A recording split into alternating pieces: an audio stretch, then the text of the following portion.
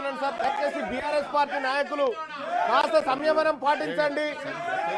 ఈ బీసీలకు సంబంధించినటువంటి అంశం దయచేసి కాస్త సంయమనం పాటించండి.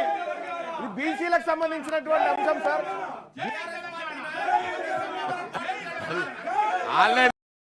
వచ్చింది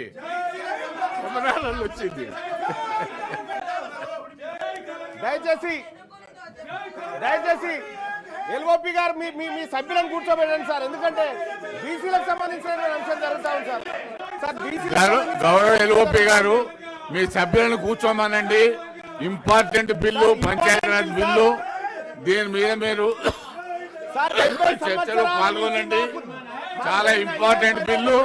దయచేసి మీ వాళ్ళను కూర్చోమని చెప్పండి ప్లీజ్ ప్లీజ్. దయచేసి సార్ మధు గారు కెమెరాలలో వచ్చింది, డోంట్ వరీ. కెమెరాలలో మీరు చంపేసినట్టు వచ్చింది, డోంట్ వరీ, కూర్చోండి సార్.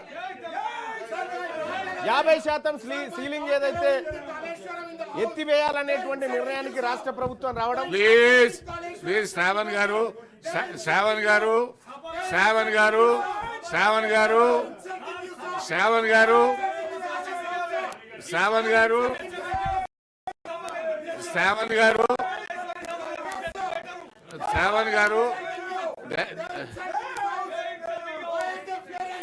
ప్లీజ్ శ్రావణ్ గారు,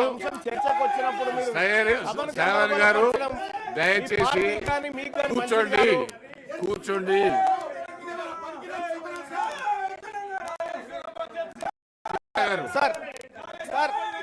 మల్లన్న గారి స్పీచ్ మాత్రమే రికార్డులోకి పోతుంది.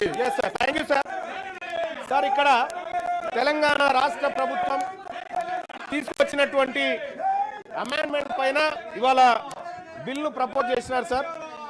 దీనికి రాష్ట్ర ప్రభుత్వానికి ఒక మాట కృతజ్ఞత చెప్తూనే సార్ కొన్ని విషయాలు ఇక్కడ ప్రస్తావించుకోవాల్సినటువంటి అవసరం ఉంది సార్.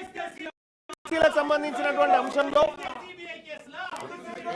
కాంగ్రెస్ పార్టీ తన మేనిఫెస్టోలో అనేకమైనటువంటి అంశాలను ప్రస్తావించింది సార్. అందులో భాగంగా ఇది కాంగ్రెస్ పార్టీ కామారెడ్డి డిక్లరేషన్ సంబంధించి అంశం సార్. ఇది వాళ్ళ మేనిఫెస్టో. దీంట్లో అధ్యక్ష రిజర్వేషన్లు అనేటువంటి అంశం, 42% రిజర్వేషన్లు అనేటువంటి అంశాన్ని ప్రధానంగా బీసీల ముందు ఆ రోజు కామారెడ్డి డిక్లరేషన్ లో చెప్పడం జరిగింది అధ్యక్ష. అందులో భాగంగా కాంగ్రెస్ పార్టీ 23% నుంచి బీసీల రిజర్వేషన్ 42%కి పెంచుతామనేటువంటి ప్రతిపాదన తీసుకొచ్చి అందులో భాగంగా 23,973 మందిని బీసీలకు రాజకీయ ప్రాతినిధ్యం కల్పిస్తామనేది కాంగ్రెస్ పార్టీ చెప్పినటువంటి మాట సార్.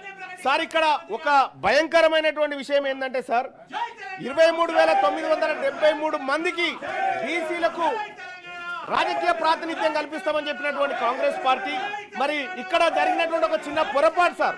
ఇది పొరపాటు అంటలేను, ఇది మరి ఓ రకంగా కావాల్సిందే, ఇంకో రకంగా దీన్ని అర్థం 42% రిజర్వేషన్లు కాకముందుకే దాదాపు 1,510 మంది ఉద్యోగాలు పోయినాయి సార్. ఈ రాజకీయ ఉద్యోగాలు బీసీలకు సంబంధించినవి ప్రధానంగా సార్. అనేక గ్రామాలను దాదాపు 131 గ్రామాలను గ్రామ పంచాయతీలను ఇవాళ మున్సిపాలిటీలో విలీనం చేయడంతో